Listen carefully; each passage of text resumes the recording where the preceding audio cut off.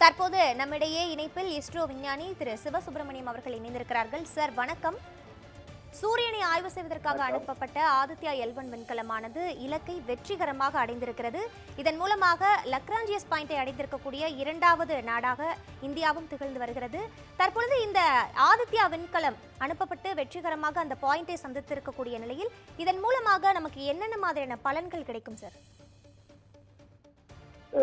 சூரியனை ஆராய்ச்சி பண்ணக்கூடிய அறிவியல் விஞ்ஞான எக்ஸ்பெரிமெண்ட் இது நம்ம ரெண்டாவது கண்ட்ரியா நம்ம செய்யறோம்.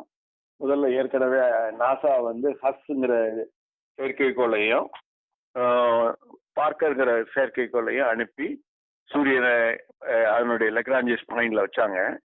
நம்ம வந்து இப்ப வந்து முதலாக சூரியனை பற்றி ஆராய்ந்து சூரியனுக்கு மேல இருக்க குரோமோஸ்பியர், போட்டோஸ்பியர், கரோனா இதை பற்றிய இந்த 3 லேயர்களை பற்றி ஆராய்ந்து சூரியனிலிருந்து வெளிவருகின்ற தீ குழம்புகள், அந்த குழம்புகளில் இருந்து எந்த வகையான கரோனா வருகின்றது என்பதை பற்றியும், அந்த கரோனாவுடைய கதிர்வீச்சு எவ்வாறு செல்கின்றது என்பதை பற்றியும், அந்த கதிர்வீச்சால் எவ்வாறு காந்த சக்தி கதிர்கள் வெளிப்படுகின்றன என்பதை பற்றியும் நாம் அறியக்கூடிய 7 வகையான கருவிகளை நம்ம ஆதித்யா L1 வைத்து அனுப்பி இருக்கின்றோம்.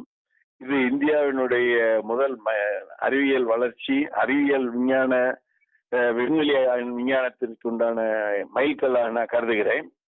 இந்த 7 இன்ஸ்ட்ருமெண்ட்ல 4 இன்ஸ்ட்ருமெண்ட் வந்து சூரியனை பார்க்கும், மற்ற 3 இன்ஸ்ட்ருமெண்ட் வந்து பிரபஞ்சத்தை பார்க்கும். சூரியனை பார்க்கிற இந்த 4 இன்ஸ்ட்ருமெண்ட்டும் சூரியன்ல இருந்து வரக்கூடிய அல்ட்ரா வயலட் ரே, அதன் எவ்வளவு சக்தி இருக்கிறது, எக்ஸ்ரே ஸ்பெக்ட்ராமீட்டர், 2 எக்ஸ்ரே ஸ்பெக்ட்ராமீட்டர் இருக்கு.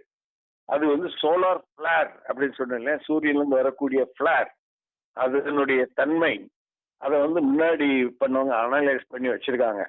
ஏ type, B type, C type, M type பிளேர்னு, எக்ஸ் டைப் பிளேருங்கிறது ரொம்ப கொஞ்சம் கொடூரமான வயலண்டா இருக்கக்கூடிய பிளேர்.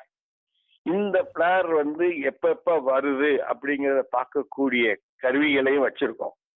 மேலும் இதுல இருக்க குரோமோகிராஃப் அப்படிங்கிறது இது இந்த சூரியனை சுத்தி இருக்க அடுக்குகளில் எவ்வாறு தட்டி அதை ஃபில்டர் பண்ணுதுங்கிறத பார்க்கவும் முடியும்.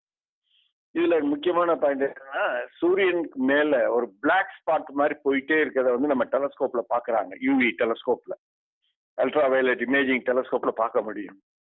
இந்த சூரியனுக்கு மேல அந்த பிளாக் ஸ்பாட் என்னன்னு கேட்டோம்னா, அதுல இருந்து பயங்கரமான சக்தி வாய்ந்த மேக்னெட் காந்த சக்தி வெளியே வருது. இந்த காந்த சக்தி வெளியே வந்து பிரபஞ்சத்தின் மூலமாக அதன் மூலமாக பூமியை வந்து தாக்கக்கூடிய தன்மை இருக்கு. பூமியை தாக்குச்சுன்னா பூமி மேல இருக்க செயற்கைக்கோள், பூமியில நம்ம யூஸ் பண்ண இன்டர்நெட் சர்வீஸ், மேல பறக்கிற பிளேனு, இதுல இருக்க இந்த எலக்ட்ரோ மேக்னெட்டிக் வேவ்ஸ் இன்டர்ஃபியரன்ஸ் ஆகும். அதை பத்தி நம்ம தெரிஞ்சுக்கிறதுக்கு இந்த எக்ஸ்பெரிமெண்ட் உதவும்.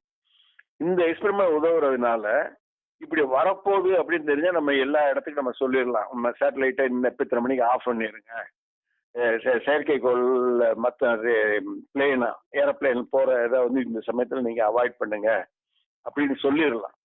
இப்படி தகவலை முன்னாடி சொல்றதுனால நம்ம இது வந்து நமக்கு ரொம்ப இதா இருக்கும். மேலும் இந்த சமயத்துல ஒன்று கண்டுபிடிச்சிருக்காங்க, ஆஸ்திரேலியால நிறைய கடல் வாழும் மிருகங்கள்லாம் வந்து இந்த கதிரினால இறந்து போச்சு அப்படின்னு. இதெல்லாம் வந்து நம்ம பாதுகாப்பு முறையில எடுத்துக்கலாம். இந்த டெஸ்ட் மூலமாக இது நம்ம செய்யலாம். இன்னொன்று வந்து பாத்தீங்கன்னா சோலார் சைக்கிள்னு சொல்லுவாங்க. அதாவது நம்ம வந்து சூரியனுடைய 11வது 25வது C25 சைக்கிள்ல நம்ம இருக்கோம். இந்த 25வது சைக்கிள்ல வந்து 11 வருஷத்துக்கு ஒரு சைக்கிள் மாறும்.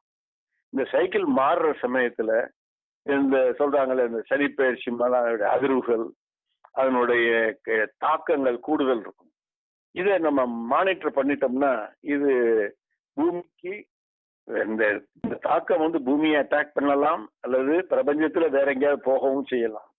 இதை நம்ம வந்து இங்க வாழ்கின்ற அறிவியல் விஞ்ஞானிகளுக்கும் பாதுகாவலருக்கும் முன்னாடி இன்ஃபர்மேஷனா கொடுத்துடலாம். இப்ப இந்த ஆக்சுவலி இந்த சோலார் பிளார் 25 இந்த வந்து சோலார் சைக்கிள் வந்து 25 வந்து இப்ப நடந்துகிட்டு இருக்கு. இந்த ஜனவரி 20th வரைக்கும், ஜனவரி 20th இருந்து மார்ச் வரைக்கும் இந்த சோலார் சைக்கிள் அட்டாக் பண்றதுக்கு வாய்ப்பு இருக்கு.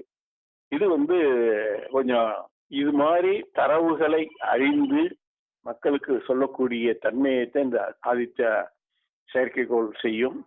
இது இது வந்து இந்த இது வந்து நமக்கு முதல் மைல்கல்ல நம்ம சொல்லலாம்.